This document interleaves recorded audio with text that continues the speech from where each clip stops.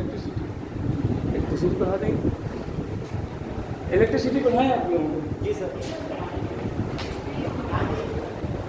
कोई बिता दे, कोई बिता दे, कुछ कर रहे हैं, कोई बिता दे आपका इलेक्ट्रिसिटी। चलो कल जो है, कल भी क्लास है मेरी, कल इलेक्ट्रिसिटी चला दूँगा।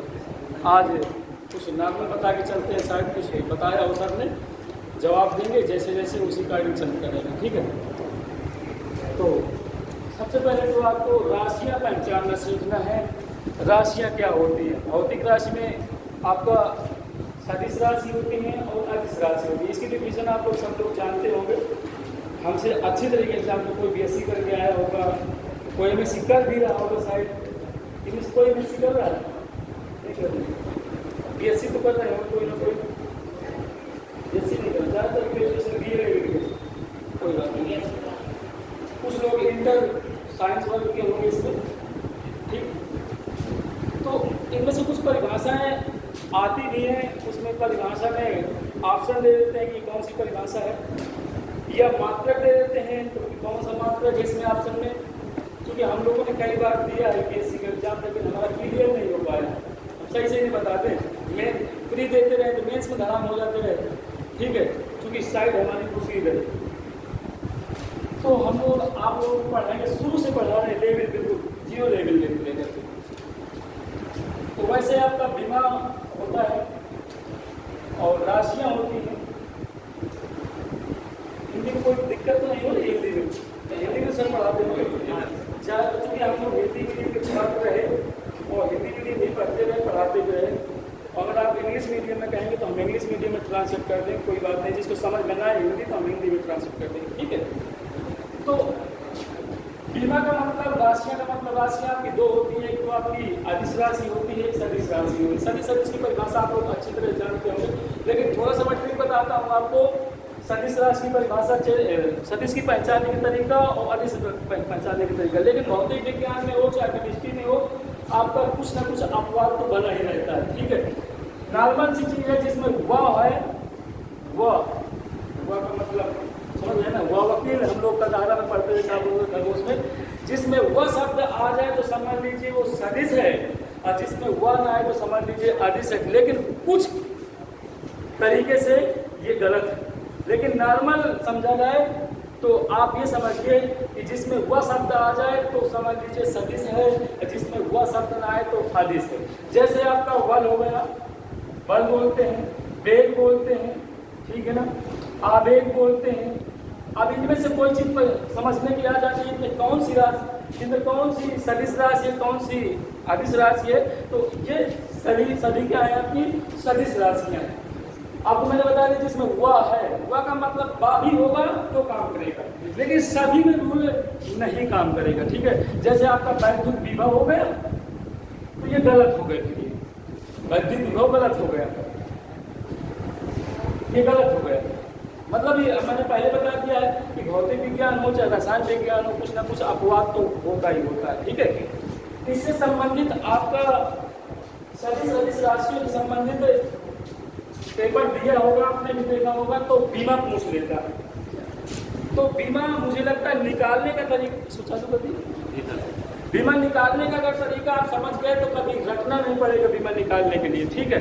तो सबसे पहले निकालने का तरीका समझ लीजिए आप, और बीमा रटिए नहीं, क्योंकि रटेंगे तो बहुत ज़्यादा कहाँ तक रटेंगे आप, ठीक है। तो आज हम लोगों को शुरू से लेवल से चल रहे हैं राशियाँ का मतलब भौतिक राशि के अंतर्गत पढ़ेंगे अदिश राशि और सदिश राशि। इसकी डिफिनेशन तो नहीं बताना पड़ेगा आप लोगों को।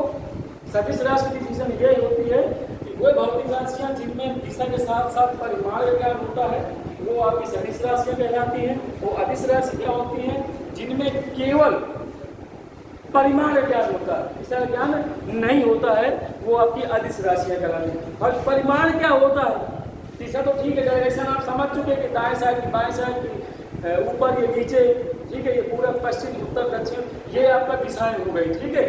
लेकिन जब आपके परिमाण की बात आती है तो परिमाण का मतलब होता है उसका मात्रा का मतलब होता है आपका उसका द्रव्यमान, भार, ठीक है, मतलब जिसमें भार और दिशा का पूरा पूरा ज्ञान हो जाए वो आपकी सदिश राशि कहलाती है। जिसमें केवल भार का ज्ञान होता है वो आपकी क्या कहलाती है, अदिश राशि कहलाती है। राइट, तो इसकी समझाने की कोई जरूरत तो नहीं है, इसकी परिभाषा लिखाने की जरूरत तो नहीं पड़ेगी, आपको याद हो गई। ठीक है, तो सबसे पहले हम लेके चलते हैं आपकी दूरी।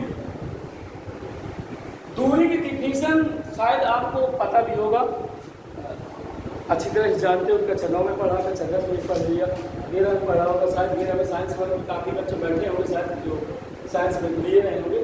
तो दूरी की डिफिनेशन बतानी है, तो दूरी की डिफिनेशन आप सबको आती होगी, लेकिन मैं अपनी तरफ से बता देता हूँ आपको। जैसे कि आपके घर से आए होंगे आप, ये कॉलेज से आप घर जाएंगे, जितनी दूरी आपने तय किया, मतलब जितनी दूरी तय किया या चला आपने, वो आपकी दूरी कहलाती है। लेकिन मुझे भौतिक विज्ञान में बताइए, लेकिन भौतिक विज्ञान नहीं बताएंगे हम आपको। मार्ग की लंबाई को, मार्ग मीन्स होता है पथ, पथ मीन्स होता है रास्ता, मार्ग की लंबाई को दूरी कहते हैं। समझ गए आप ना, मार्ग की लंबाई को दूरी का डिफिनेशन नहीं लिखना है आपको, जिसको लिखना हो तो लिख सकते हैं आप। मार्ग की लंबाई को दूरी कहते हैं, इसका मात्रक आपका मीटर होता है। अगर बात करें बीमा की, तो बीमा आपकी एल होती है, मतलब ये डिब्बा के अंदर क्लोज करना है। अगर आप ऐसे लगा देंगे तो भी गलत है, ये आपका डिटरमिनेंट का चिन्ह होता है। अर्थात हम लोग इनको मैथ में साड़ी पढ़ कहते हैं, ये साड़ी का चिन्ह होता है। ठीक है, हालांकि अगर ये बड़ा सा बन जाएगा तो फिर ये मैट्रिक्स बन जाएगा, यानी कि आव्यूह बन जाएगा। छोटा ही लगा के चलना है ये कोष्टक आपका, तो यही आपकी बीमा के अंतर्गत आएगा। तो दूरी की बीमा तो आपको, मुझे नहीं लगता है कि रखना पड़ेगा। मार्ग की लंबाई को दूरी कहते हैं, इसकी डिफिनेशन भी पता चल गई, मात्रा भी पता चल गया कि मीटर होता है, और ये बीमा भी पता चल गई आपकी कि इसकी बीमा एल होती है। ठीक है, चलिए देखते जाइए। दूरी की बात आपका आता है क्षेत्रफल, एरिया। अब क्षेत्रफल की परिभाषा क्या होती है, वैसे आप लोगों ने देखा होगा, पढ़ा भी होगा। लंबाई और चौड़ाई, लंबाई गुणे चौड़ाई गुणनफल को हम लोग क्षेत्रफल कहते हैं, अर्थात एरिया कहते हैं। लेकिन लंबाई को जब हम लोग मापते हैं तो भी मीटर से मापते हैं, चौड़ाई को हम लोग मापते हैं तो भी मीटर से मापते हैं। अगर आपको आता भी है तो थोड़ा सा शांत रह के सुना करिए, ठीक है, लेकिन रिपीट होने से और ज़्यादा आपको आएगा। लंबाई को भी मीटर से, चौड़ाई को भी मीटर से, अर्थात हम लोग एम नहीं लिखेंगे इसको, क्योंकि हम लोग दूरी माप रहे हैं ना, और दूरी की यूनिट हमारी अपनी मीटर होती है। मीटर को हम लोग से एम से नोट तो करते हैं, लेकिन यहाँ पर एल और एल, तो आप जानते हैं पूर्ण घाते तो जुड़ती है ना, तो ये एल की पावर 2 बन जाता है।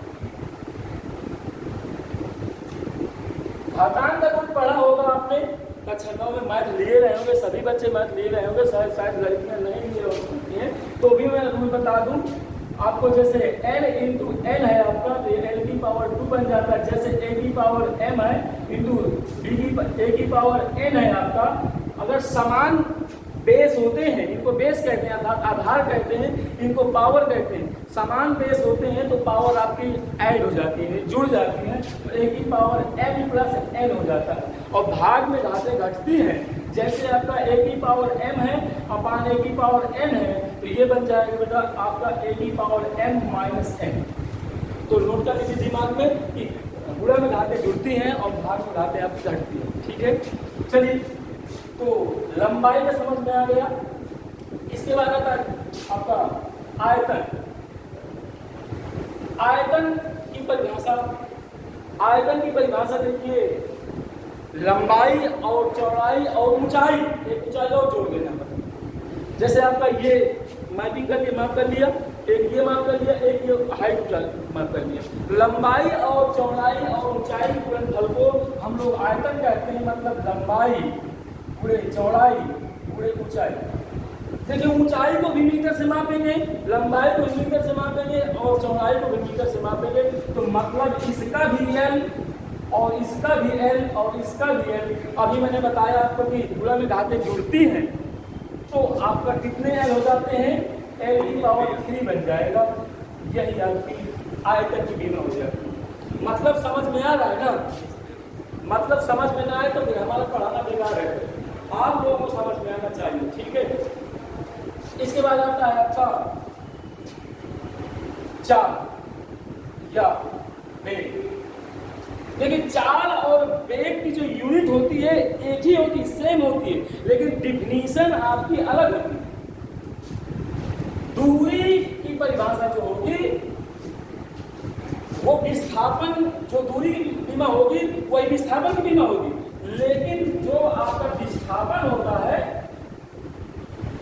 विस्थापन को समझते हैं ना आप लोग, तो विस्थापन का मतलब ये हुआ जैसे आप घर से आए और यहां से फिर गए, जितनी दूरी आप घर से आए हैं और यहां से आप जाएंगे घर, तो मान लीजिए 5 मीटर घर से चले, सपोज घर से 5 किलोमीटर से आए होंगे आप, या 2 किलोमीटर से आए होंगे, लेकिन मैं एग्जाम्पल के रूप में दे रहा हूँ। 5 मीटर आप घर से दूरी चले कॉलेज तक, लेकिन जब घर पहुंचेंगे तो चाहे आपका 5.001 दूरी ज्यादा हो, लेकिन ज्यादा होगी। ऐसे कैसे ज्यादा होगी? जितना घर हमारा कॉलेज से उतना ही तो घर आपका घर पड़ेगा कॉलेज से। नहीं, आप साइकिल से आए सभी लोग ना, कोई पैदल भी आया होगा, पैदल आए, लेकिन जो पैदल भी आए हैं तो अपने जो जिससे रीडिंग मापते हैं मीटर से, वो मीटर लगा के देख लीजिएगा एग्जाम्पल के रूप में। आप मीटर लगा के देख लीजिएगा, जितना दूरी घर से आए उतनी दूरी आप घर से मापेंगे, तो वो दूरी जब जाएंगे आप, लास्ट दूरी आपकी वो ज़्यादा होगी। अब कैसे ज़्यादा होगी वो आपको मैं समझा रहा हूँ। जैसे आप साइकिल लेके आप ये स्टैंड में खड़ा कर दिया, ये घर है आपका, खड़ा कर दिया, यहाँ खड़ी हो गई साइकिल। ये बताइए बैग लेके जाएंगे क्या गाड़ी को? गाड़ी को बैग लेके जाएंगे नहीं, या तो फिर आप गाड़ी को ऐसे मोड़ के फिर अपनी मार्ग पे आएंगे, और या तो फिर बैक करके ऐसे बैक किया फिर आप ये जाएंगे।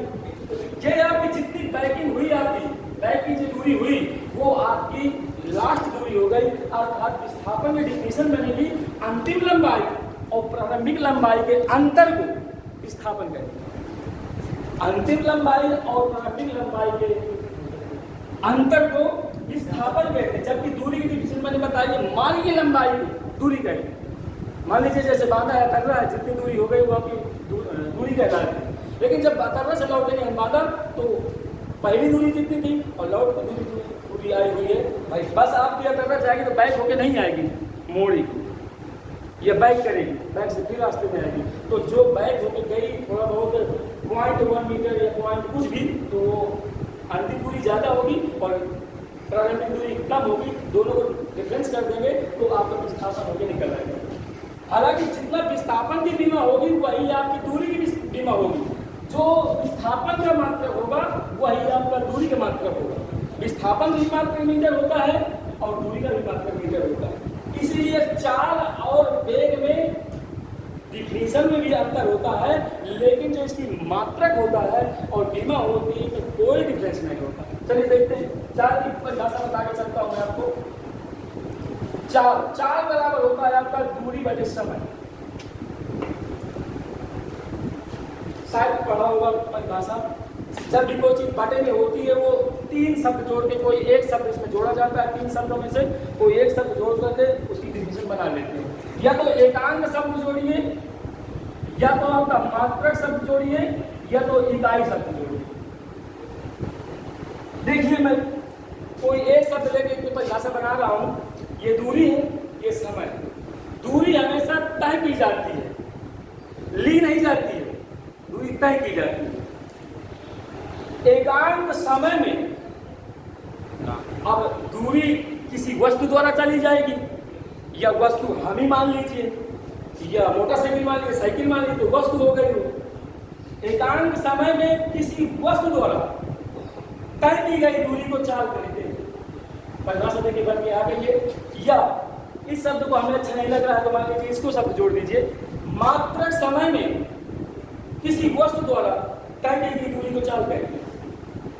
ये दोनों अच्छे नहीं लग रहे हैं तो इसको जोड़ दीजिए। इकाई समय में किसी वस्तु द्वारा तय की गई दूरी को आपको चाल कहते हैं। अभी जस्ट बताया है दूरी की बीमा क्या होती है, दूरी की मात्रक क्या होता है, मीटर होता है, और समय को हम लोग यूज करते हैं किसे, तो सेकंड हो गया, इसका मतलब हो गया मीटर प्रति सेकंड। ठीक है, बीमा इसकी बात करें, बीमा निकालने की, तो दूरी की बीमा एल होती है और समय को ऑलरेडी टी से ही मापते हैं। तो एल की पावर अभी मैंने बताया कि भाग में घातें घटती है, गुणा में घातें जुड़ती है, ये लिखा हुआ है। देखिए जब ये ऊपर जाएगा तो इसमें तो कुछ लिखा नहीं है, अरे लिखा है दिखाई नहीं दे रहा। एक ऐसा अंक है कि सर्वव्यापी होता है, जहां आवश्यकता होती है वो वहीं बैठ जाता है। आगे भिन्न में होगा तो बटे में आ जाएगा, पावर में होगा तो पावर चला जाएगा, मल्टीप्लाई में होगा तो मल्टीप्लाई में आ जाएगा, जहां भी होगा आवश्यकता वो वहीं आ जाता है। तो ये बन जाता है एल की पावर -1, ये भी आ जाता है। देखिए परिभाषा में समझ गई, समझ में आ गया तो समझ लीजिए बीमा आ गए, मात्रक भी आ गए। जिसको नोट करना तो नोट करते चलिए, अगर परिभाषा भी नोट करना हो तो बोल दिया करिए कि सर परिभाषा भी लिखा दीजिए, तो परिभाषा भी लिखा दूंगा आपको। ठीक है, चलिए इसी लेके चलते हैं। बेग की थोड़ा सा परिभाषा बता के चलता हूँ। मात्रक भी यही होगा, बीमा भी यही होगी, लेकिन डिफिनीशन में थोड़ा सा अंतर होगा। इसका मतलब होता है विस्थापन बटे समय, विस्थापन बटे समय। देखिए चाल बराबर दूरी बटे समय, लेकिन वेग बराबर है विस्थापन बटे समय। अभी मैंने विस्थापन के डिफिनीशन को क्लियर किया था कि अंतिम लंबाई और प्रारंभिक लंबाई के अंतर को विस्थापन कहते हैं, लेकिन विस्थापन जब दूरी होती है तय की गई दूरी होती है। अब विस्थापन होगा, विस्थापन होगा कैसे होगा? जैसे मान लीजिए प्रारंभिक लंबाई S1 थी आपकी दूरी 5 मीटर और दूसरी S2 है आपका 6 मीटर। हमें इसका विस्थापन निकालना है। विस्थापन निकालने का तरीका हम डेल्टा S से व्यक्त कर देते हैं। डेल्टा का मतलब होता है डिफरेंस, या कोई शब्द डी से व्यक्त कर देता है, लेकिन डी इसलिए मैं व्यक्त कर रहा हूँ कि आप लोग सर समझ जाए कि इसका अवकलन तो अवकलन तो नहीं हो रहा। ये डी एस या डी एक्स आपका अवकलन का चिन्ह होता है, शायद जो गणित में पढ़े होंगे वो जानते होंगे, इसलिए मैं डी नहीं नोट किया। ठीक है, डेल्टा, डेल्टा का मतलब डिफरेंस। तो अब ये दूरी में डिफरेंस हो रहा है और ये विस्थापन हुआ। अब विस्थापन की डिफिनीशन क्या बताई मैंने? अंतिम लंबाई और प्रारंभिक लंबाई के अंतर को विस्थापन कहते हैं। तो 6 - 5 = 1 मीटर। मतलब ये विस्थापन होता है या होगा और दूरी आपकी तय की गई होती है, किसी वस्तु द्वारा तय की गई होती है। तो इसकी डिफिनीशन कैसे बताएंगे? जब कोई चीज की परिभाषा बटे में कोई शब्द होता है तो अभी 3 शब्द में लेकर दिया है आपको, या तो मात्रक कहिए, या तो एकांक शब्द कहिए, या तो इकाई शब्द कहिए। कोई 3 में से कोई एक शब्द जोड़ के परिभाषा बनानी होती है। इन तीनों का मतलब, एकांक का मतलब भी एक होता है, मात्रक का मतलब भी एक होता है, इकाई का मतलब ऑलरेडी एक ही होता है। चलिए इसकी परिभाषा देखता हूँ। एकांक समय में किसी वस्तु द्वारा हुए विस्थापन को वेग कहते हैं। किसी एकांक समय में किसी वस्तु द्वारा हुए विस्थापन को वेग कहते हैं। देखिए विस्थापन की मात्रक मैंने बताया है मीटर, मीटर, और समय का मात्रक तो आप लोग बहुत अच्छी तरह जानते हैं, सेकंड हो गया। तो इसका मात्रक मीटर पर सेकंड होता है। इसकी बीमा की बात करते हैं तो विस्थापन की बीमा आपकी एल होती है और समय की भी टी होती है, तो ऊपर जाएगा (10⁻⁻1). ठीक है, कभी कभी ये क्वेश्चन में आ जाता है कौन सी ऐसी भौतिक राशियों की बीमाएं समान होती हैं? शायद पेपर दिया होगा, नॉलेज होगा। 2021 का IAS वाला पेपर उठा के देख लीजिए, अगर आप लोग पेपर दिए होंगे तो शायद देखा भी होगा। उसमें से एक क्वेश्चन ये है जो मैंने दिया है, इसलिए बता दूं। उसमें से क्वेश्चन ये था ऐसी कौन सी भौतिक राशियां हैं जिनमें समान बीमा है? तो 2 ऑप्शन दिए, 4 ऑप्शन दिए थे, उनमें से कोई एक ऑप्शन सही। ठीक है, तो एक तो हो गई आपकी चाल की और इस वेग की, एक होती है आपकी ऊर्जा, काल और बल आघूर्ण। 3 की ऐसी बीमा है जो समान होती है। ठीक है, तो अगर आपको ये सब बीमा याद होगी तो 1 नंबर मिल जाएगा, नहीं याद होगी नहीं मिल पाएगा। ठीक है, तो नोट करना, जिसको नोट कर लीजिए, नहीं नोट कर, इधर का क्वेश्चन नहीं नोट करना। हाँ, इधर का पोर्शन अगर आपको मैथ में थोड़ा सा कमजोर हो तो ये भी नोट कर सकते हैं, नहीं नोट करना तो आगे बढ़ाते हैं। चलिए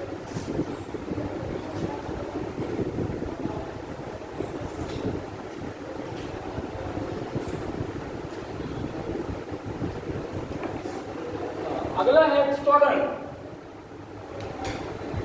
अंग्रेजी में इसे एक्सेलरेशन बोलते हैं, इसलिए ए से नोट करते हैं। एक्सीलरेटर से एक्सेलरेशन बना हुआ है। गाड़ी आप लोग सब लोग चलाते होंगे, चाहे 4 पहिया हो चाहे 2 पहिया हो, उसमें एक्सीलरेटर से ही आपकी गाड़ी चलती है। अरे गियर से भी चलती है, हाँ गियर से भी चलती है, मैं कब कह रहा हूँ, लेकिन जब तक गियर चाहे पूरे डाल दीजिए, एक्सीलरेटर नहीं लेंगे तो नहीं जाएगी वो, ठीक है। तो एक्सीलरेटर का से ही एक्सेलरेशन बना हुआ है। त्वरण बराबर होता है वेग परिवर्तन बटे समय। आपकी गाड़ी एक ही स्पीड में नहीं चलती है। कोई ये कहता है कि मैं 60 की स्पीड में हमेशा चलता हूँ, तो कोई 60 की स्पीड में हमेशा नहीं चलता। अगर शहर के अंदर आएंगे तो कहो किसी भी स्पीड में आ जाएगी, कहो गेट भागना नहीं पड़ सकता है, कहो पैदल भी चलना सीखना पड़ सकता है। तो ये वेग परिवर्तन हुआ। वेग परिवर्तन का मतलब दूरी में, उसमें चाल में परिवर्तन हुआ। आपका जो स्पीड थी आपकी, तो स्पीड में परिवर्तन हुआ। अभी मैंने बताया कि जो चीज़ बटे में होती है तो 3 शब्द जोड़ के कोई एक शब्द जोड़ करके परिभाषा बनाते हैं। तो परिभाषा कैसे बनाएंगे? एकांक समय में हुए वेग परिवर्तन को त्वरण कहते हैं। शायद किसी ने दर लिखा हो, वो भी सही है, दर का मतलब होता है समय, ठीक है। एकांक समय में हुए वेग परिवर्तन को त्वरण कहते हैं। देखिए अभी जस्ट इसकी मात्रा बताया है। वेग चाहे परिवर्तन हो चाहे खाली वेग हो, वेग का मात्रक वही होता है जो ओनली वेग का होता है, मीटर प्रति सेकंड। तो इसका मात्रक क्या बन जाएगा? मीटर प्रति सेकंड। और ऑलरेडी समय बटे में लगा हुआ है तो आपका सेकंड, और सेकंड एकदम मल्टीप्लाई होगा तो सेकंड आपका सेकंड स्क्वायर बन जाएगा। क्योंकि मैंने अभी बताया जुड़ा घातें जुड़ जाती है तो मीटर प्रति सेकंड स्क्वायर बनता है। इसकी बीमा की बात करें, बीमा कैसे निकालते हैं? वेग की बीमा अभी इसीलिए मैंने इरेज नहीं किया है कि आपको देखना पड़े। चाहता तो मैं इसको भी इरेज कर देता, लेकिन आपको दिखाने के लिए कि शायद निकालना सीख जाए। तो ये बन जाएगा बेटा एल की पावर -1। वेग की हो गई एल की पावर -1 और समय ऑलरेडी पहले से दिया हुआ है तो नीचे फिर टी बन गया, ऊपर जाएगा तो एल की पावर -1 ऑलरेडी मौजूद है और टी की पावर फिर से -1 हो गया। तो आपने कहा था गुणा घातें जुड़ती हैं, हाँ मैंने कहा था गुणा घातें जुड़ती हैं, समान चिन्ह जुड़ते हैं और विपरीत चिन्ह आपके घटते हैं, वो चाहे गुणा में हो चाहे, ठीक है। एल की पावर -1 जुड़ जाएंगे तो -2 बन जाएगा। तो ये एल की पावर -2 बन जाएगा। बोलो समझ में आया इतना? मतलब यहाँ तक आपको रखना नहीं।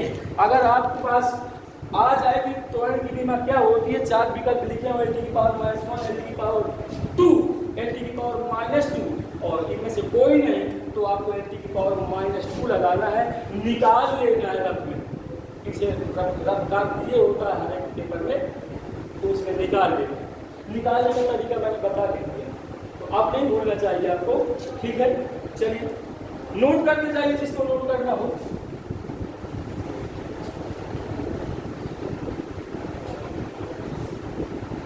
अब आती है आपको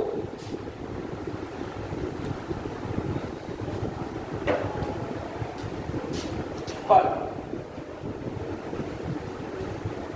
बल बराबर कोई बताएगा? हाँ बताइए। द्रव्यमान बटे क्षेत्रफल।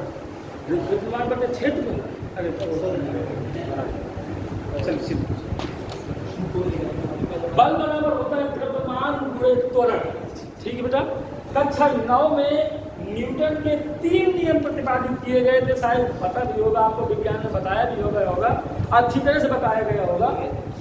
वहाँ से बल की परिभाषा दूसरी भी थी और बल का जो सूत्र आया था वो दूसरा भी था, और एक तीसरा होता है जितना मारो तुम उतना ही वो भी मारेगा, उसे क्रिया प्रतिक्रिया का नियम भी कहते थे, अर्थात न्यूटन का तीसरा नियम भी कहते थे। चलिए मैं तीनों नियम में व्याख्या करके बताता हूँ बल जो आ गया है।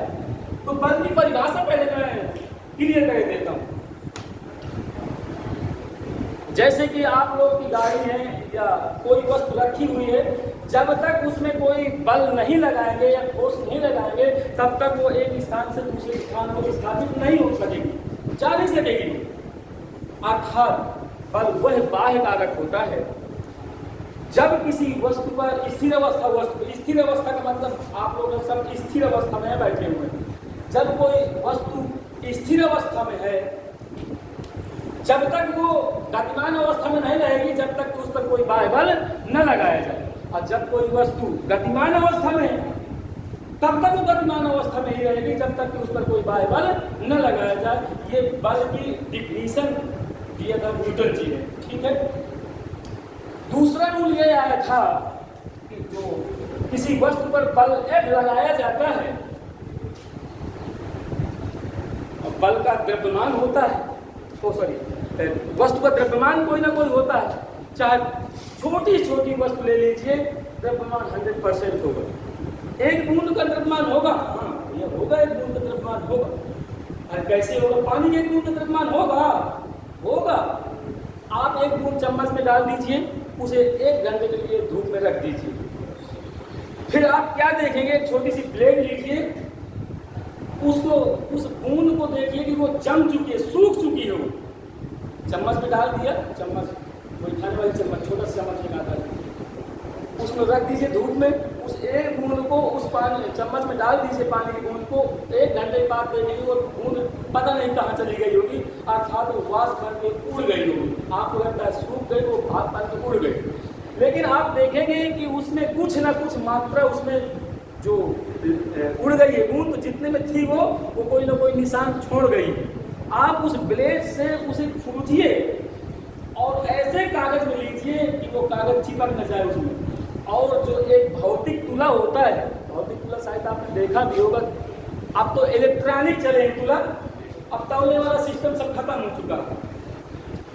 एक कमानीदार तुला आता है, तो कमानीदार तुला जो गरीब होते हैं, गरीब तबके के लोग होते हैं, जो रास्ते में मच्छी बेचने, तो अपना भौतिक तुला, कमानीदार तुला लिए रहते, इतना छोटा सा लगा लिया, तौल के देख दिया, कौन बड़ा सा इतना लिए घूमते रहे, तो कमानीदार तुला होता है। भौतिक तुला आपने पहले से देखा होगा, कांच के अंदर बंद रहा करता था, पीतल साइड का रहा करता था। शायद आप लोग इंटर में फिजिक्स लिए रहे होंगे, साइंस साइड, तो वो आपको सर ने करवाए होंगे, प्रैक्टिकल करवाया गया होगा, ठीक है। तो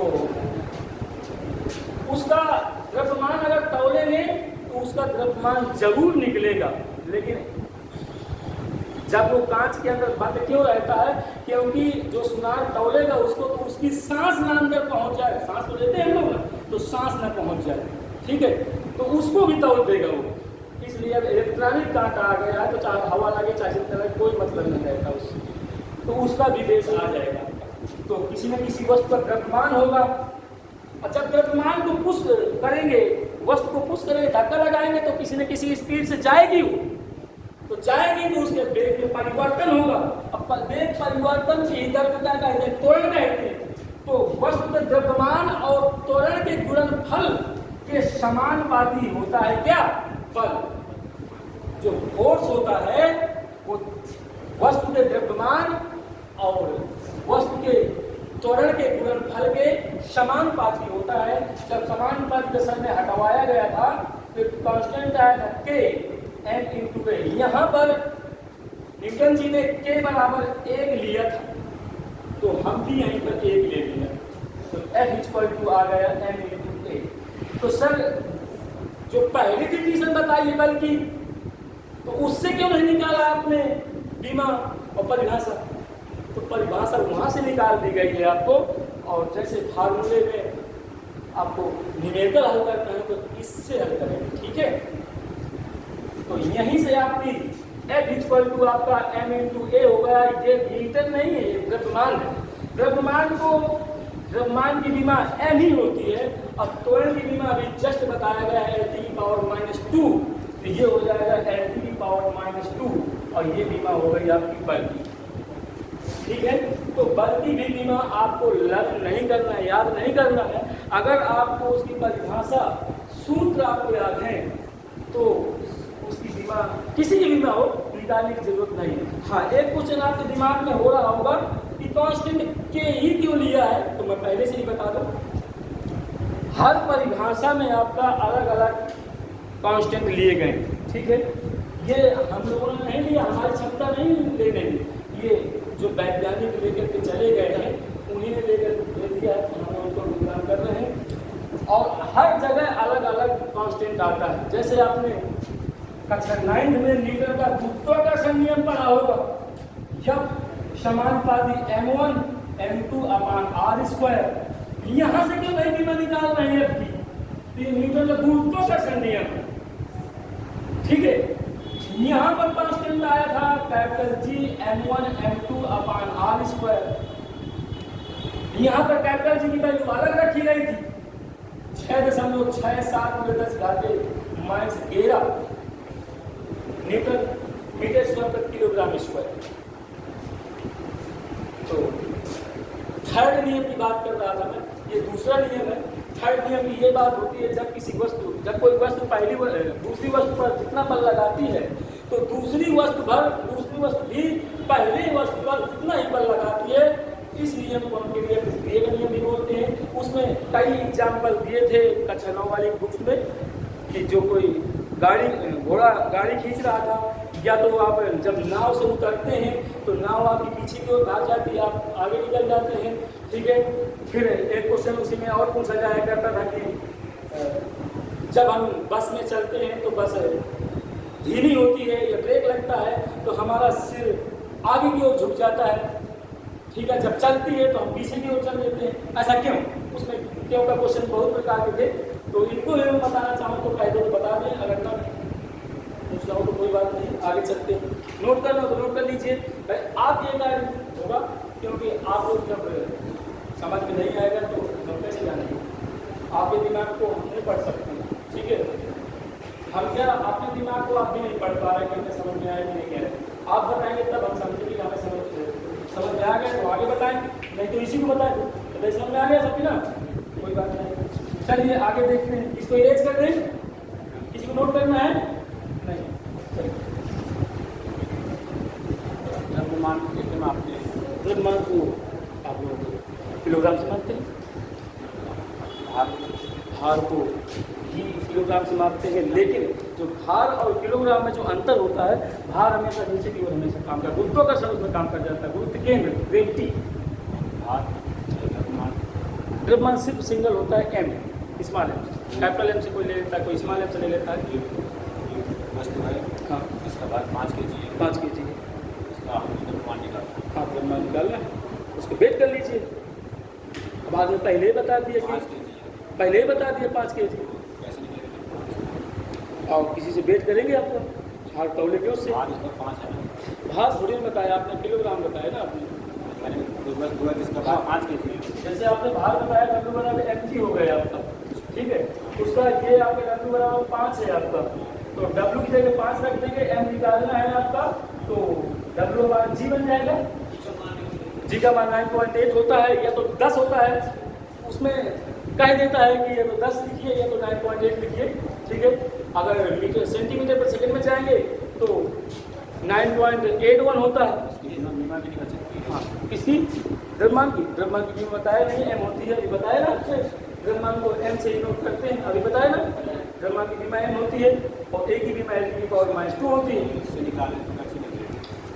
तो फिर इससे निकालेंगे आप, तो इससे नहीं निकल पाएगी। ये गलत हो रही है। नहीं, गलत नहीं, इससे नहीं निकाल सकते भाई। जैसे मैंने ये बताया कि जो बल की डिफिनेशन मैंने पहले रूल से बताया, बल की डिफिनेशन, तो उससे क्यों नहीं सूत्र आया है बन करके, तो जिससे सूत्र निकालना होगा, तो जिससे सूत्र निकाला गया है तो इसी सूत्र से निकाला गया है, ठीक है, अलग अलग तरीके से। चलिए, बल तक समझ में आ गए आपके। कार्य की परिभाषा कोई बताना चाहेगा? चलिए हम बता के चलते हैं। कार्य बराबर कोई बताएगा क्या होता है? बल गुणे विस्थापन होता है बेटा, बल गुणे विस्थापन।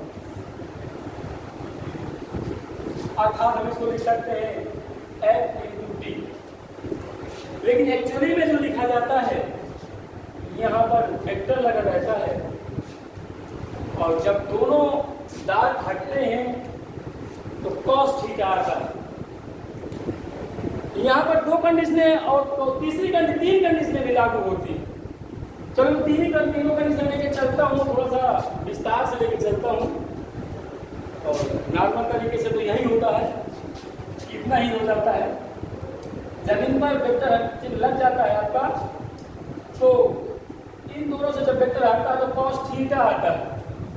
कॉस थीटा की तीन वैल्यू होती है, या तो थीटा बराबर 0 रख सकते हैं, या थीटा बराबर 90 डिग्री, या तो थीटा बराबर 180।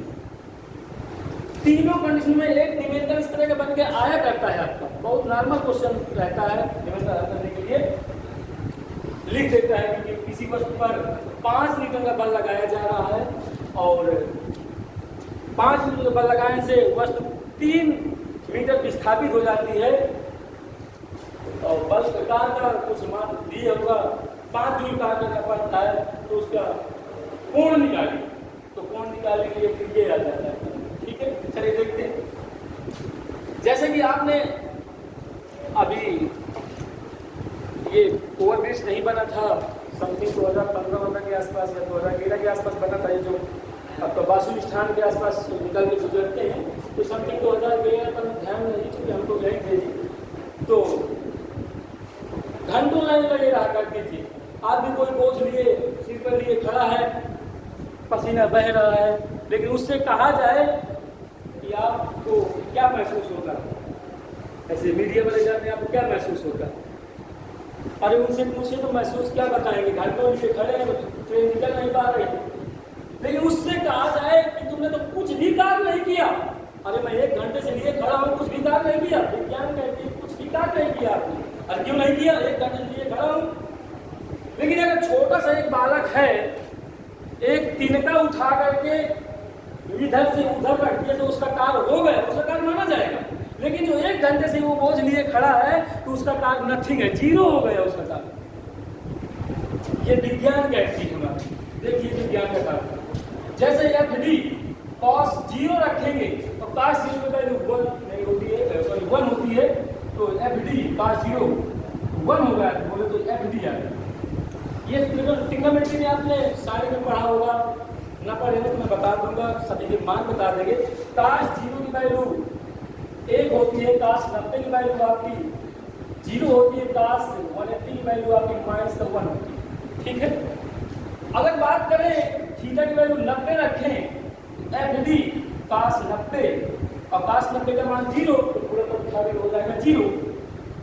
अगर बात करते हैं 180 की, तो W=FD cos थीटा, तो W=FD cos थीटा की वैल्यू 180 और 180 की वैल्यू -1, तो ये FD -1, तो इसका मल्टीप्लाई करेंगे तो -FD आ जाएगा। मतलब इसमें निगेटिव कार्य प्राप्त हुआ आपका, यहाँ पर आपका पॉजिटिव हुआ, 90 डिग्री पर आपका पूरा 0 हो जाता है। चाहे आप 1 दिन पूरा खड़े रहिए लिए कोई वैल्यू नहीं मानी जाएगी। आपसे कहा जाएगा कि हम कार्य कर रहे हैं, दीवार झेल रहे हैं, ये कार्य है, सुबह से लेकर शाम तक हम झेल रहे हैं। घर गए, शाम को भूख लगी है, बहुत जोर से काम किया, हाँ काम किया, सुबह से लगाया शाम तक दीवार को झेलते रहे। लेकिन 1 मीटर से 2 मीटर तक विस्थापन हुआ नहीं, विस्थापन हुआ, लेकिन भूख तो लगी, हाँ भूख लगी, क्योंकि कुछ ना कुछ आपने कार्य किया। लेकिन विज्ञान के लिए कार्य कुछ नहीं किया। तो हम बीमा में देख रहे थे, बल गुणे विस्थापन को कार्य कहते हैं। छोटी सी परिभाषा सिर्फ फार्मूले से देखेंगे तो बल की बीमा ये रखी हुई है, देखिए mLT की पावर -2, और विस्थापन की जस्ट अभी बताया है, जो दूरी की होती है वह विस्थापन की होती है, तो L हो गया, और अभी जस्ट बताया है गुणक धातु जुड़ जाती हैं, तो ये बन जाएगा M तो अकेली राशि है, L आपका यहाँ भी है, L आपका यहाँ भी है, यहाँ 1 है, दिखाई नहीं दे रहा, यहाँ भी 1 दिखाई नहीं दे रहा। अभी जस्ट मैंने बताया एक सर्वव्यापी नंबर होता है, तो N की पावर 2 और T की पावर -2, तो आपकी कार की बीमा हो जाती है। कार का मात्रक होता है आपका या तो जूल होता है, या तो आपका बल की बीमा, बल का मात्रक होता है न्यूटन, और विस्थापन का मात्रक होता है मीटर। तो न्यूटन मीटर। तो 2 मात्रक निकल आते हैं। और तीसरा भी एक मात्रक होता है आर्ग, वेरी गुड, आर्ग भी होता है। क्योंकि एक क्वेश्चन आपका यूपीएससी में आया हुआ था, दूरी का मात्रक है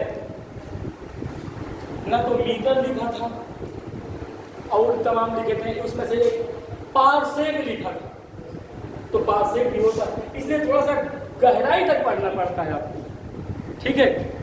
इसलिए तीनों मात्रक आपको लर्न करना पड़ेगा, जूल या तो न्यूटन मीटर या तो आपका आर्ग। आर्ग छोटा मात्रक होता है, सबसे छोटा मात्रक होता है, 1 जूल बराबर होता है। कोई बताएगा? 10⁻⁷, ठीक है। तो कभी कभी ये पूछ लेता है, तो इनको आपको -7। तो नोट करना है, किसी को नोट करना है, नोट कर लीजिए, इधर के इरेज कर दें। कार का जो मात्रक होता है उसे डाइन मीटर भी कर सकते हैं। हाँ, डाइन भी कर सकते हैं, क्योंकि बल का मात्रक डाइन भी होता है। लेकिन जब एमपीएस करते हैं तब ये दिखना है, ठीक है, ऑप्शन खुद भी करके आएगा।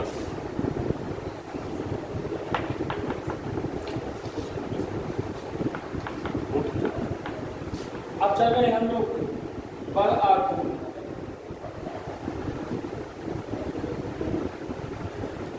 बल आघूर्ण, बल आघूर्ण को हम लोग टाउ से व्यक्त करते हैं, इस चीज को टाउ पढ़ते हैं।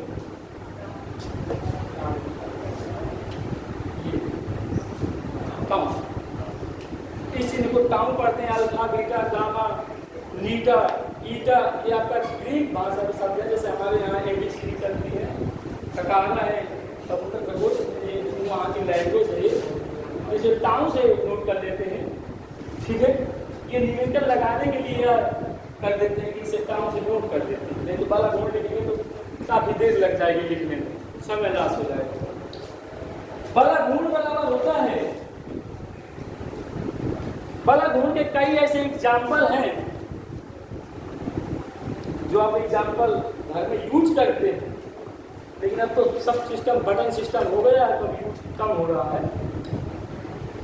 क्योंकि पहले आपके ज़माने में शायद न रहा हो, क्योंकि हमारे ज़माने में रहा है, शायद हम आपकी उम्र के बराबर होंगे, थोड़ा बहुत अंतर होगा, लेकिन शायद हैंड पंप यूज किया है आप लोगों ने। तो जैसे हैंड पंप आपका ये यूज होता है,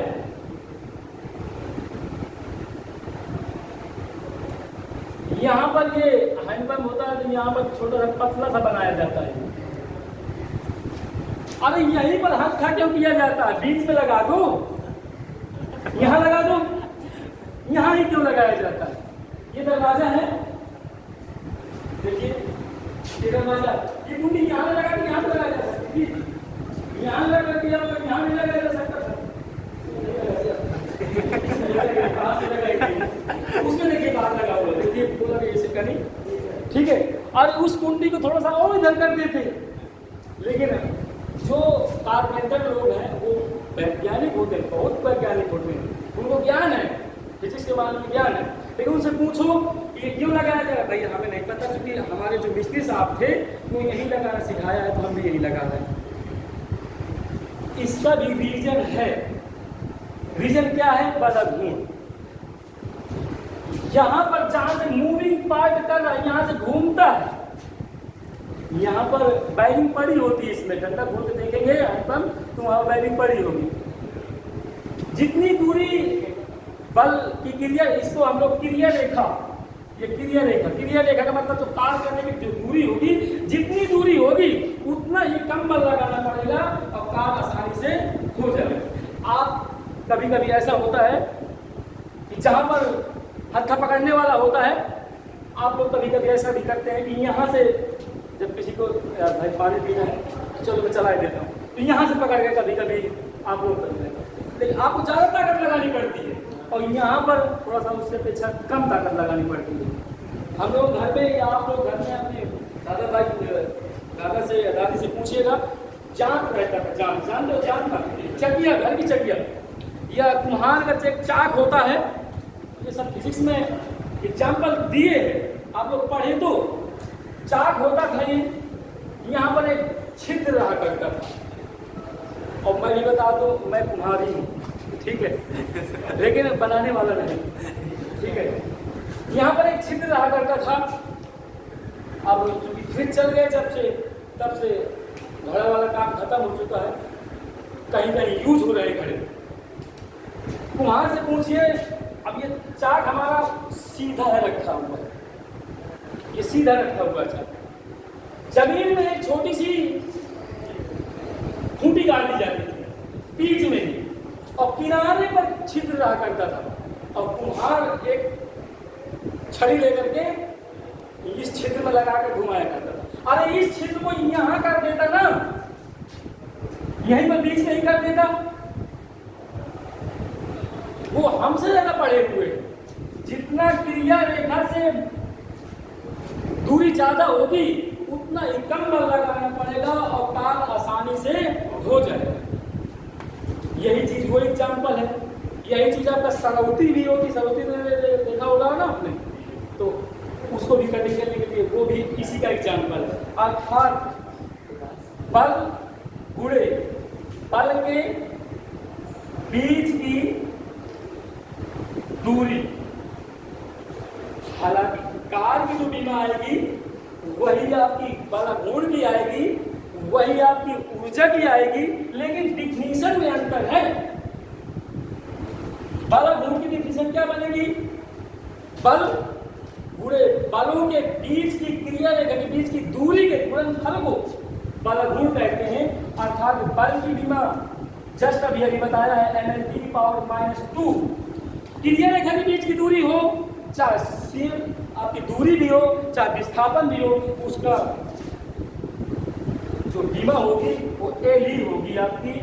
तो आपका यही बीमा ही बन जाती है mL⁻²⁻²। बस डिफिनीशन में थोड़ा सा अंतर है, ठीक है। तो ये बल गुण की बीमा हो गई, तो कार की बीमा हो गई। आप देखेंगे हम लोग ऊर्जा, एनर्जी, ऊर्जा कोई भी हो, गतिज ऊर्जा एक होती है, एक आपका स्थैतिक ऊर्जा होती है, ठीक है। और ऊर्जा भी होती है नॉर्मल तरीके से। ऊर्जा हम लोग दो ही प्रकार की ले रहे हैं, घूर्णन ऊर्जा हो गई, ठीक है, गतिज ऊर्जा की डिफिनीशन ले रहे हैं। वैसे गतिज ऊर्जा की डिफिनीशन आपने पढ़ी होगी, 1/2 फार्मूला पढ़ा होगा, 1/2 द्रव्यमान गुणे वेग का स्क्वायर। ये अर्थात अक्षरों में बता दीजिए तो काइनेटिक एनर्जी के ½ mv² बोलते हैं इसको, ठीक है। तो फार्मूले में गिनतियां चाहे जो भी हो, आगे की बात कर रहा हूं, आगे कोई भी गिनती रखी हो, 1 रखो, 2 रखो, 10 रखो, 50 रखो, 100 रखो, 1/2 रखो, 1/3 रखो, कोई उसकी अंकों की कोई बीमा नहीं होती। तो हम लोग इसकी बीमा तक करते हैं।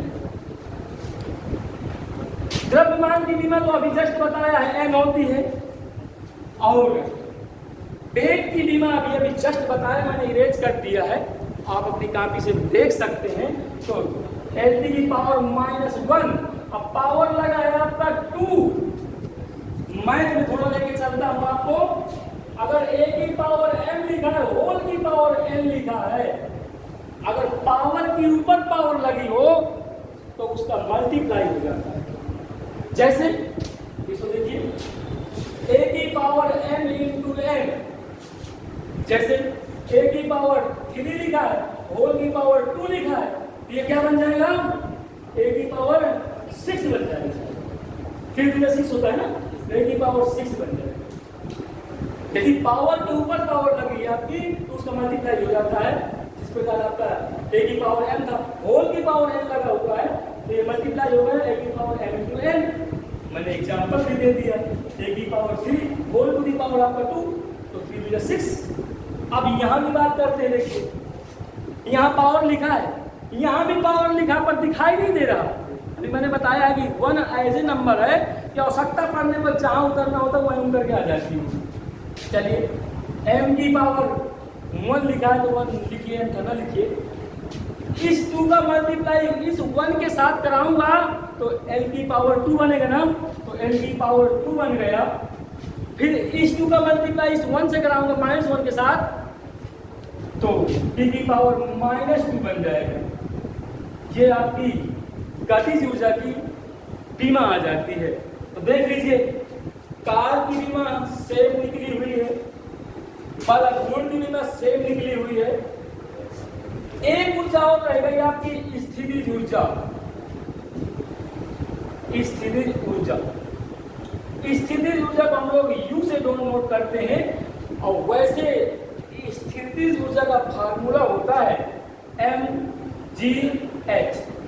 m है आपका द्रव्यमान, g है आपका द्रुतीय त्वरण, h है आपकी ऊंचाई। ठीक है, मतलब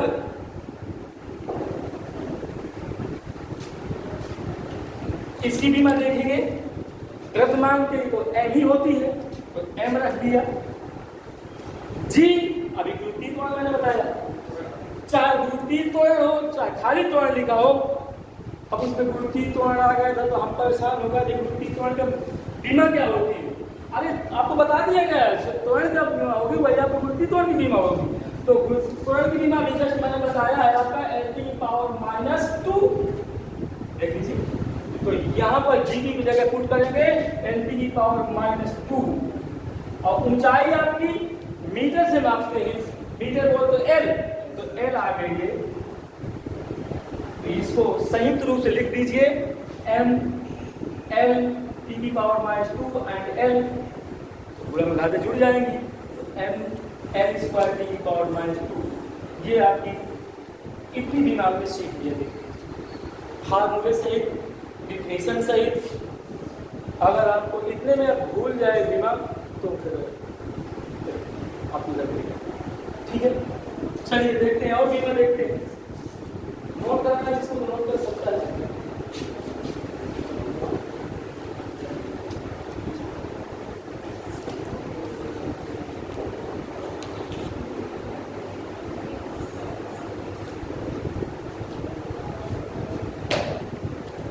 आते हैं दबाव, प्रेशर।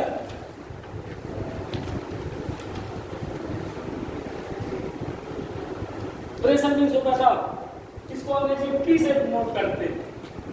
दाब बराबर, हाँ आप हाथ हो चुके हैं, बताएं।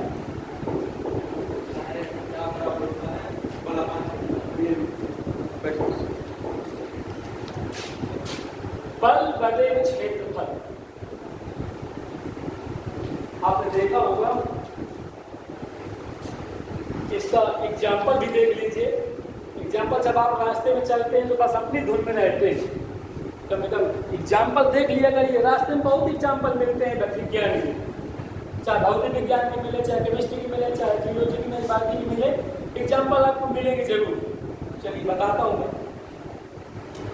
कभी कभी रास्ते से जब आप गुजरते हैं, अभी इस समय मोरम खदान बंद चल रही है। कुछ महान व्यक्ति मोरम को डंप कर लेते हैं, फिर डंप करने के बाद उनको फिर बेचते हैं, अलग अलग रेटों में बेचते हैं। वहां पर आप पहुंचते हैं, शायद रास्ते से गुजरे होंगे, आपको देखा होगा, तो वहां ट्रक पहुंचेगा खेत में, तो वो बिल्कुल क्या हो जाएगा, घुस जाएगा, उसमें मिट्टी में घुस जाएगा। और तो वो क्या करते हैं, पतले होते हैं जो लोहे के, वो बिछा देते हैं रास्ते में।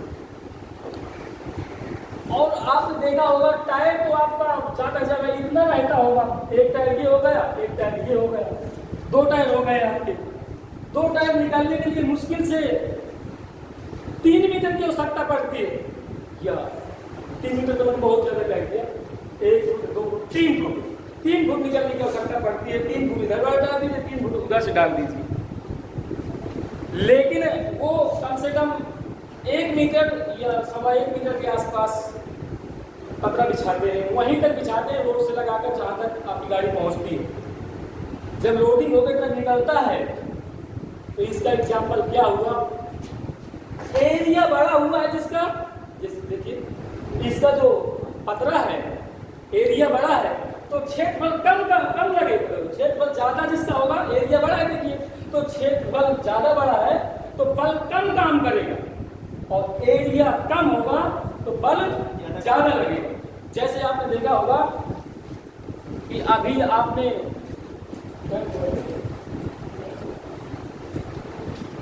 देखा होगा जैसे अभी धान की रिपाई बीच में हो रही थी तो कुछ ट्रैक्टर वाले पहिए के बगल में कुछ लगाए रहते हैं, हमें मालूम नहीं क्या लगाए रहते हैं, लेकिन जो ट्रैक्टर होने वाले होंगे उनको पता होगा वो क्यों लगाए रहते हैं, पता है आप लोगों को।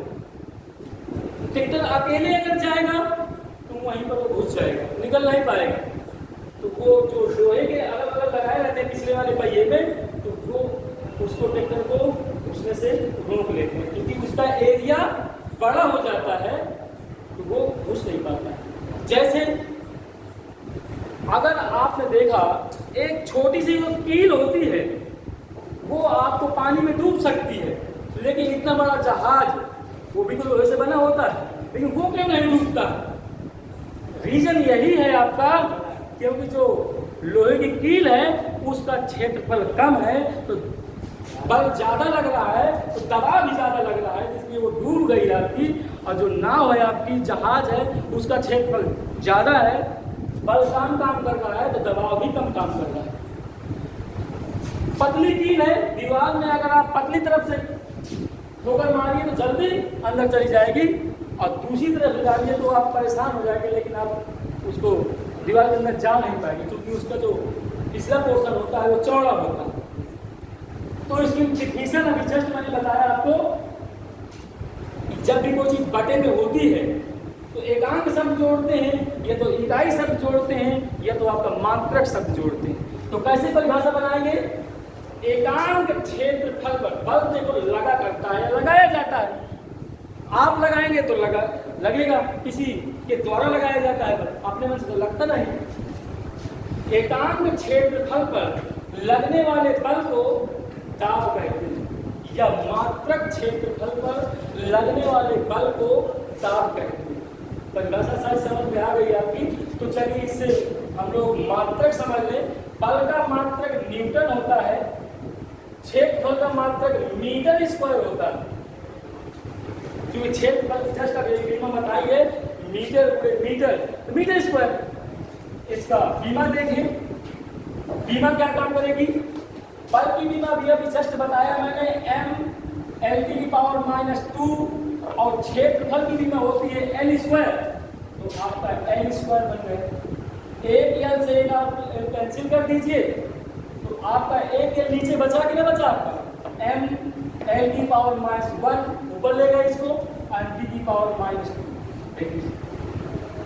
ये आपका सूत्र है, सूत्र से आपकी परिभाषा बनी, अब सूत्र से ही आपका मात्रक निकल आया, और मात्रक से ही आपका देखिए बीमा निकल के आ जाएगा। एक चीज समझेंगे, उनसे कई ऐसी चीज हैं जो निकल के आ जाएगी। देखिए मात्रक भी समझ में आ गया होगा, बीमा भी निकालना आ गया, तो इनको देख लीजिए, नोट कर लीजिए। आप नोट करना है जिसको अगर आ रहा है तो मत नोट करिए, सुनते जाइए।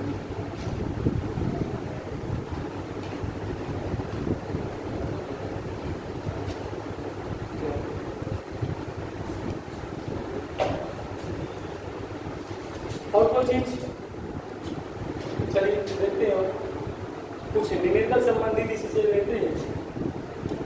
इसमें से पूछ रहे हैं हम आपको कुछ क्वेश्चन इससे संबंधित दे रहे हैं।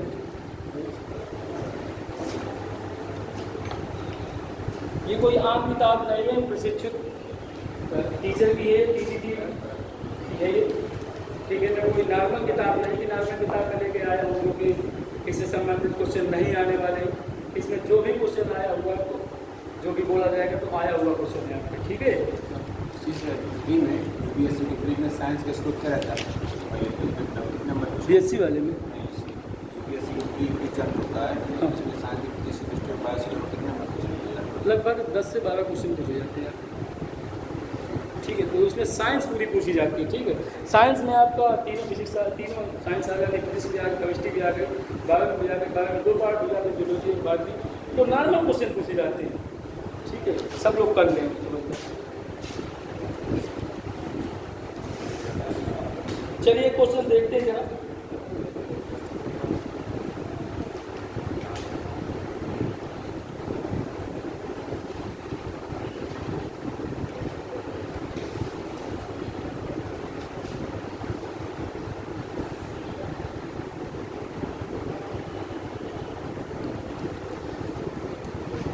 एक क्वेश्चन लिखेंगे, किसी कण पर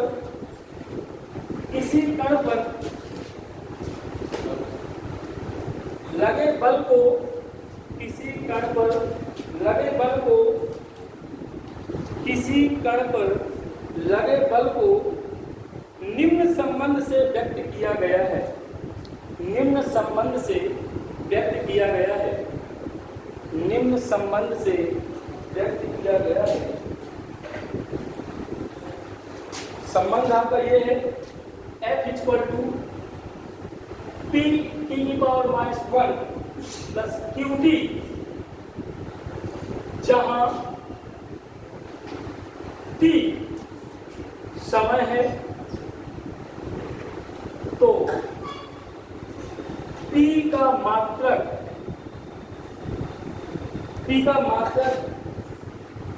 निम्न में से होगा। ऑप्शन है आपका त्वरण,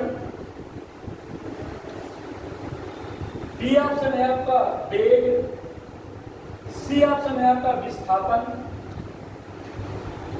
और डी ऑप्शन है आपका संवेग। हाँ, संवेग नहीं बताया, संवेग को पी से नोट कर देगा। पी बराबर होता है आपका mv, ठीक है। द्रव्यमान और वेग गुणनफल को संवेग कहते हैं, ठीक है बेटा। चलिए देखते हैं। आवेग भी तो होता है सर। हाँ, आवेग भी होता है।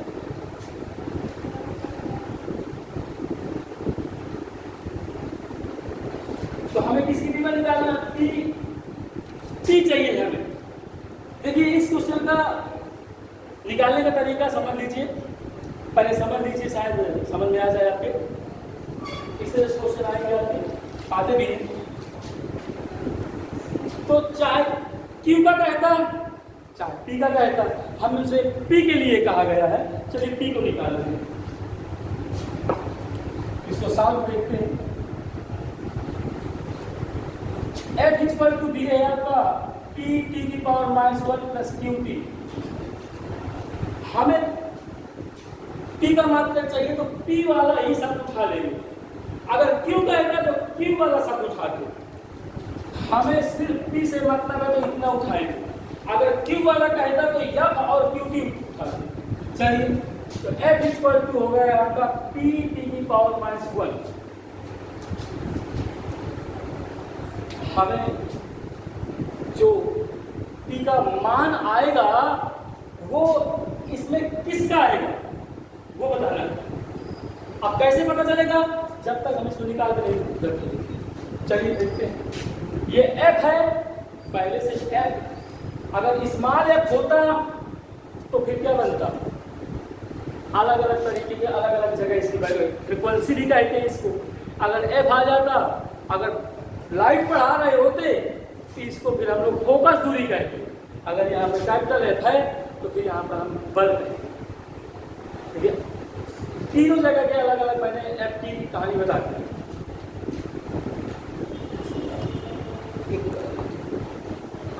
तो F है आपका ये,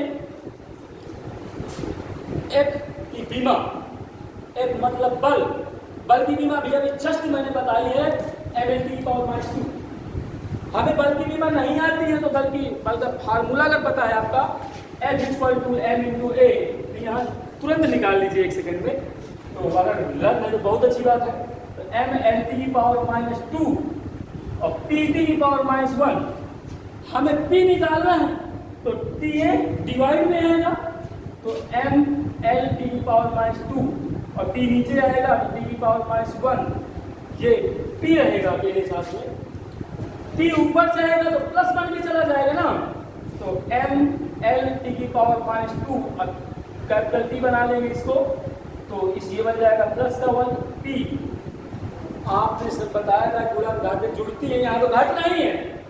और मैंने बताया बीच में एक शब्द और, समान चिन्ह होंगे तो जुड़ेंगे, विपरीत चिन्ह होंगे तो घटेंगे। ये प्लस का है, ये माइनस का है, दो में घट जाएगा तो mL⁻⁻1 हो गया, सॉरी माइनस तो 1 बनेगा, इक्वल टू P। अब P का मात्रक कह रहा है, वो बीमा नहीं कह रहा था, मात्रक कह रहा था। लेकिन त्वरण की जो बीमा होती है बेटा L⁻², ऑप्शन से देख लीजिए। वेग की बीमा होती है L⁻1, विस्थापन का होता है L, और इनमें से कोई नहीं मेल खा रहा तो 100% समझे गए। बताएं समझे को P से नोट करते हैं, MB, M को M होती है, B की बीमा क्या होती है L⁻1, यही तो आई L⁻1, mL⁻1 देख लीजिए mL⁻1। तो मतलब ये कह रहा था कि जब P का मात्रक निकल के आएगा, जब P की बीमा निकल के आएगी, वो इनमें से किसकी वैल्यू होगी? तो किसकी वैल्यू हुई है? समेट की हो गई थी। और इसको निकालने के लिए आपको बीमा की आवश्यकता पड़ेगी। बीमा कैसे याद करना है वो आपको मैंने बता दिया, ठीक है? समझ में बात आ गई? अगर ना आया हो तो मैं फिर से बता दूंगा आपको यही क्वेश्चन। अगर आ गया हो तो दूसरा क्वेश्चन चलिए, दूसरा क्वेश्चन है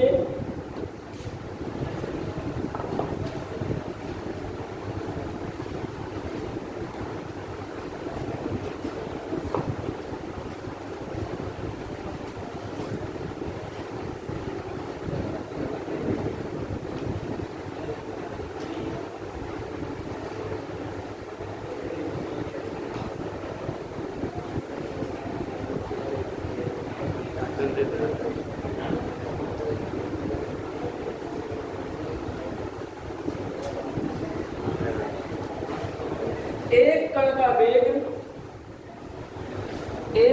का वेग v मीटर प्रति सेकंड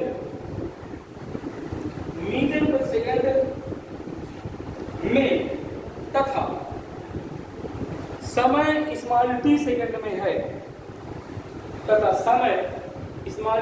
सेकंड में है। सूत्र आगे लिखें, सूत्र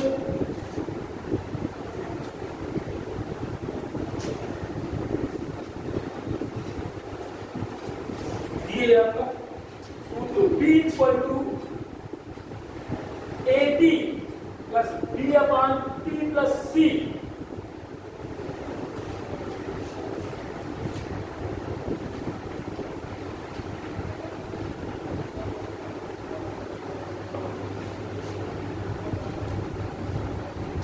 द्वारा व्यक्त किया गया है, सूत्र लिखिए, द्वारा व्यक्त किया गया है। फिर आगे लिखिए A, B, C की बीमाएं होंगी। A, B, C की बीमाएं होंगी।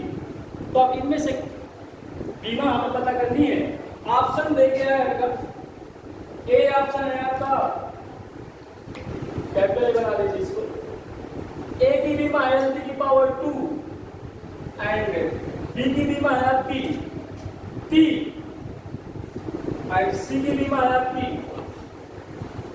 L⁻2 एंड B ऑप्शन है आपका A = है L⁻2 एंड B = है आपका LT एंड C = है आपका L। C ऑप्शन है आपका A = L⁻2 एंड B = है आपका L। C ऑप्शन है, C है आपकी इसमें T एंड D ऑप्शन है आपका इसमें A = L,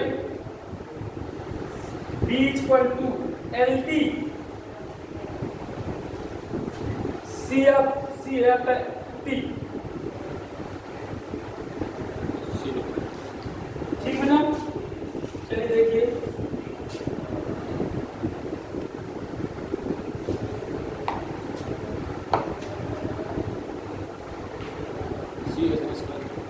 अभी हम क्लियर नहीं बता पा रहे हैं, आप सब देखते काम जो भी होगा देखिए आगे।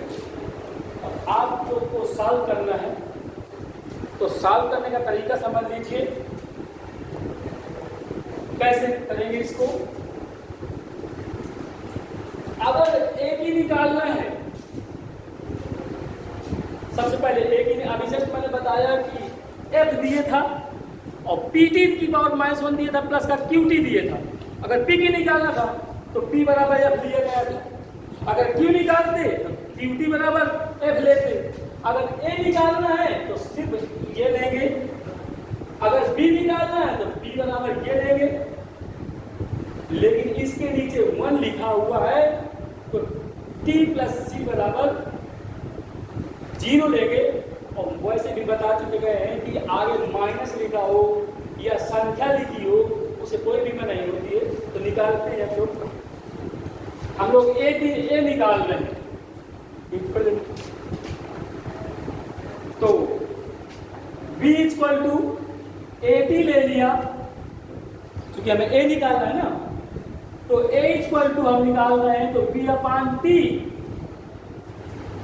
और ये क्या है? बेग, क्वेश्चन में बता चुका है। ये बेग की भी आप लोग पढ़ चुके हैं, LT की पावर -1, तो LT की पावर -1 अपान t ऊपर जाएगा तो इनवर्स बन जाएगा, और इनवर्स ऑलरेडी मौजूद है, इनवर्स -2 बन जाएंगे, तो ये LT की पावर -2। तो पहले देख लीजिए LT की पावर -2 किस में मिल रहा है। देखिए इसमें नहीं मिल रहा है, इसमें नहीं मिल रहा, इसमें नहीं मिल रहा है, ए में।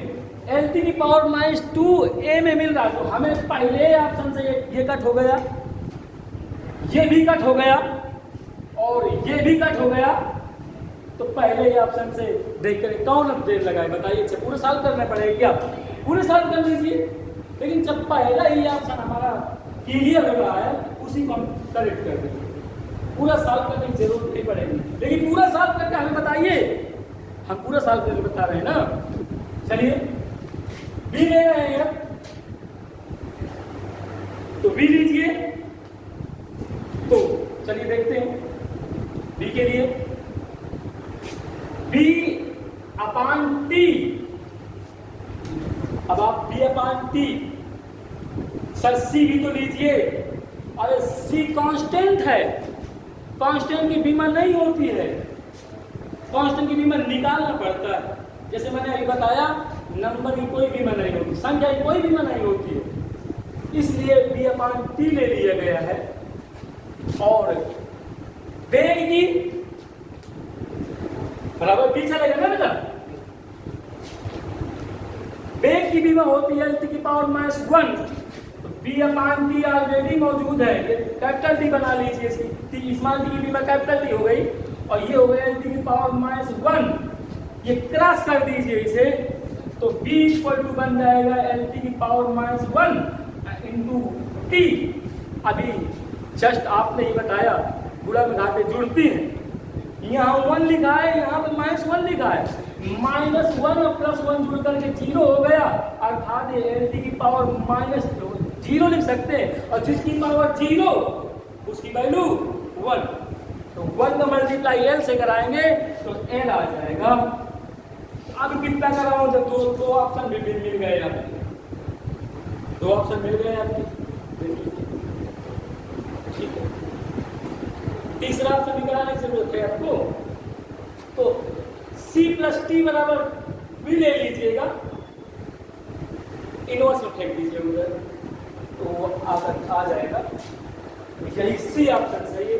कुछ लोगों ने सी बताया था, बहुत अच्छा बताया था आप लोगों ने। चलिए इरेज करना है, निकाल दीजिए, निकाल देंगे, निकाल दीजिए, निकाल दीजिएगा, निकाल के देखिएगा।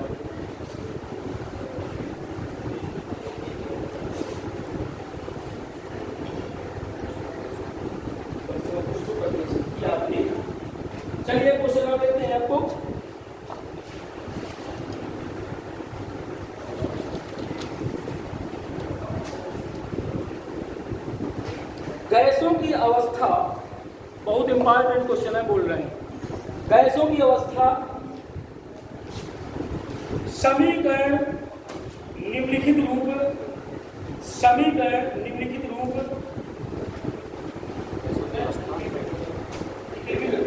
गैसों की अवस्था समीकरण निम्नलिखित रूप से व्यक्त होती है, निम्नलिखित रूप से व्यक्त होती है।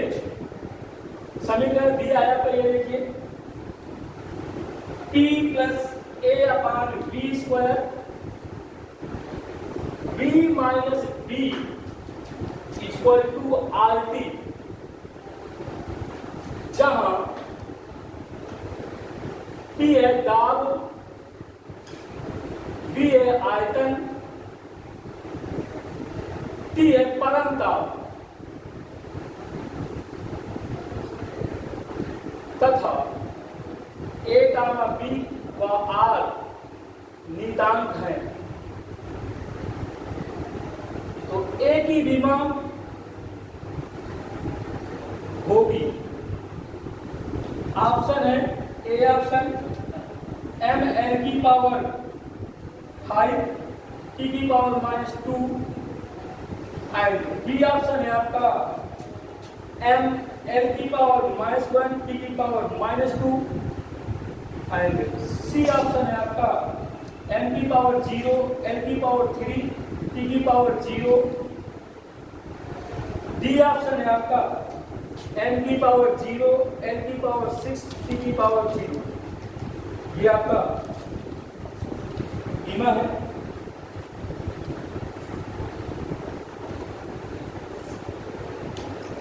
हमें एक ही बीमा चाहिए, ठीक है। चलिए एक ही बीमा देखते हैं।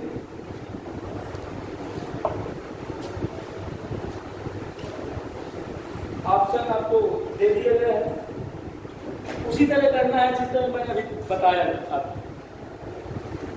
लेकिन अगर नियतांक लेके चलेंगे आप बहुत परेशान हो जाएंगे। गैस नियतांक है, आर आपका गैस नियतांक है। गैस नियतांक का बीमा निकालेंगे तो उसका फार्मूला आपको याद भी नहीं होगा, इसलिए इसको छोड़ देंगे। अगर आपका V की बीमा कहता V माइनस B बराबर 0 कर देते। अगर आपका A के निकालना है तो इसको बराबर देंगे 0 कर देंगे। चलिए देखते हैं सॉल्व करके। P plus A upon B square बराबर 0 कर दिया हमने।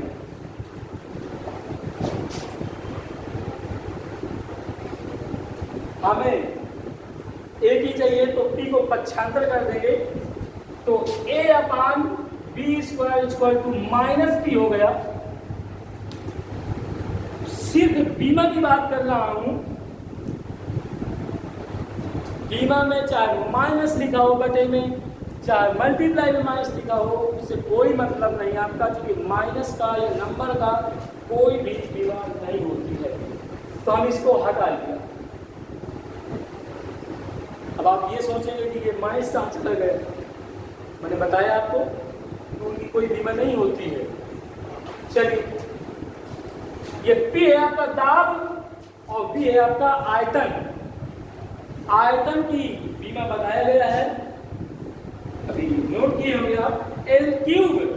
देखिए अभी अपने रब में देखिए तो यहां पर बेटा हो जाएगा L क्यूब, अब पावर 2 लगा हुआ है आपका। देखिए ये देखिए पावर 2 लगा हुआ है, ये क्या बन जाएगा 6 बन जाएगा।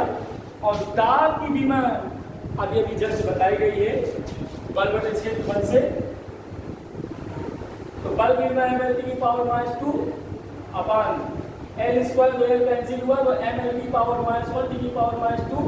ये दाब की बीमा लिखी गई थी अभी जस्ट, तो यहाँ पर रख देंगे m L की पावर -2 t की पावर -2 क्रॉस कर दीजिए तो सीधे A इक्वल टू 3 to 6 बन जाएगा, L की पावर 6 और ये बन गया m L की पावर -1 t की पावर -2। तो A इक्वल टू यहाँ एल की पावर 6 है, यहाँ एल की पावर -1 है, सब्ट्रैक्ट होगा तो ये बन जाएगा m एल की पावर 5 टी की पावर -2। देखिए कंट्री में मैच खा रही है, कौन सी मैच खा रही है? ये माइनस है एम एल की पावर 5 टी की पावर -2, लेकिन फर्स्ट मैच खा रहा है। अगर आपको निकालना आता है तो इस तरह से क्वेश्चन बन के आते हैं, और क्वेश्चन बन के आएंगे आपको, तो इसको नोट करना चाहें तो नोट कर लीजिए। तो 4 क्वेश्चन भर के दे लीजिए, अब नहीं दे देना चाहिए।